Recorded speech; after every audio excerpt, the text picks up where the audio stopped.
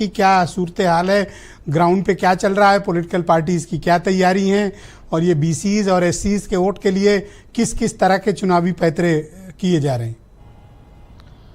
देखिए 13 तारीख को मतदान होना है 9 विधानसभा सीटों पर और ये उपचुनाव किसी के लिए बहुत असर न डालता हो, लेकिन भाजपा की सरकार में और उसके नेतृत्व पर बहुत बड़ा प्रभाव डालने वाला चुनाव है।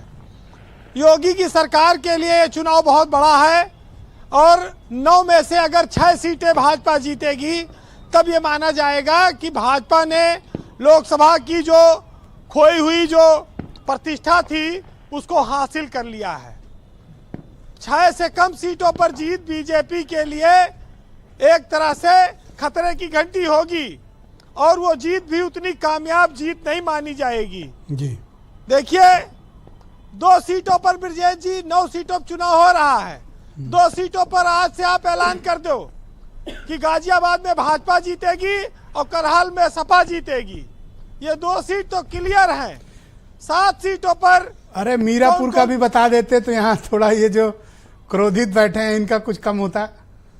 देखिए ये तो पहले इनसे पूछो कि पहले हर डिबेट में कहते रहे गन्नवा के भुगतान ना होत बा है, गन्ना के भुगतान भवा कि नहीं भवा, कुछ बकाया तो नहीं रह गया, क्योंकि गन्ना किसान का भुगतान और आलोत के बवाल ये हमेशा परमानेंट रहा है।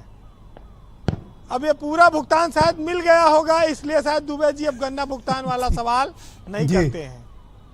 वैसे उनको ये पता चल चुका है कि ये प्रत्याशी भाजपा का है, सिंबल आरएलडी का मिला है मीरापुर में।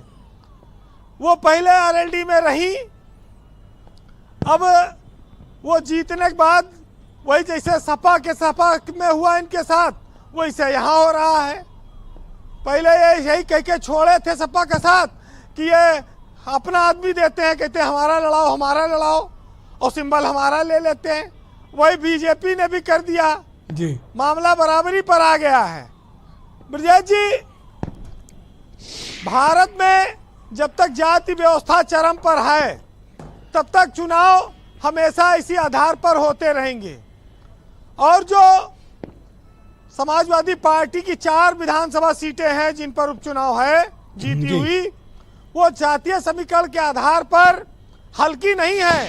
भाजपा को वहां बहुत मेहनत करनी पड़ेगी और उसके बाद ये निषाद पार्टी वाली जो सीटें जो थी मझवा और कटेहरी जिस पर निषाद पार्टी चुनाव लड़ी थी, अब उसका वोटर भाजपा के लिए एकजुट रह जाएगा या वो बिखर जाएगा, ये भी एक बड़ी, क्योंकि निषाद पार्टी वाले कह रहे थे कि भैया अगर हमको सीट नहीं आएगी तो हमारा वोटर नाराज हो जाएगा।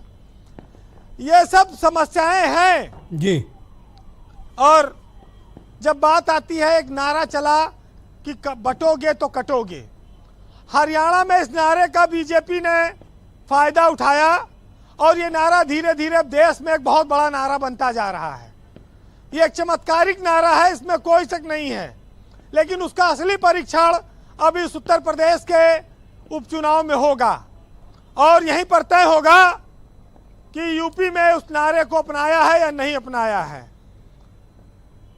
ब्रजेश जी भविष्य तो अभी किसी ने नहीं देखा है, लेकिन इस नारे से एक बात जरूर खटकती है कि जब भाजपा पसमानदा सम्मेलन करती है और बटोगे और कटोगा का नारा देती है तो ये दोनों चीजें एक साथ कैसे मुसलमान का भरोसा बना पाएंगी।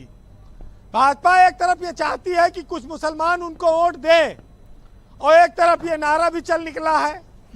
अब ऐसे नारे पर मुसलमानों के सामने भरोसे का एक संकट है, तो वो स्वाभाविक है कि बीजेपी ने मान लिया होगा कि अब मुसलमान का वोट हमको नहीं मिलेगा। अब बीजेपी मोटे तौर पे मुझे ऐसा लगता है ना, क्योंकि ये नारा अगस्त में जब आया तो मुझे ऐसा प्रतीत होता है कि मुसलमानों से अब बीजेपी समझ गई है कि इनके वोट मिलने नहीं है तो इनमें प्रयास करना भी व्यर्थ है।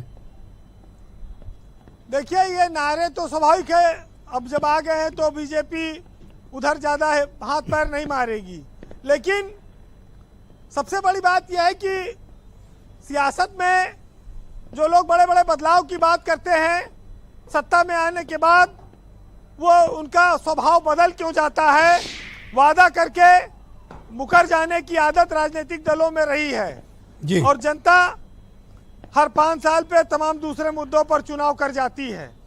लेकिन हम जब आप बात करते हैं तो हमारे सामने बटोगे कटोगे और पीडीए के अलावा एक चुनौती ये आती है कि इस समाज को महंगाई से निजात कैसे मिले, इस पेट्रोल डीजल के दाम कैसे कम हो, सड़कों के जाम कैसे कम हो, गरीबों के कैसे राहत दी जाए, किसान की फसल का मूल्य कैसे मिले, तमाम सारी जो क्षेत्रवाद की जो समस्याएं हैं, छोटी छोटी चुनौतियां हैं लोगों के सामने, वो सब चीजें भी आती हैं।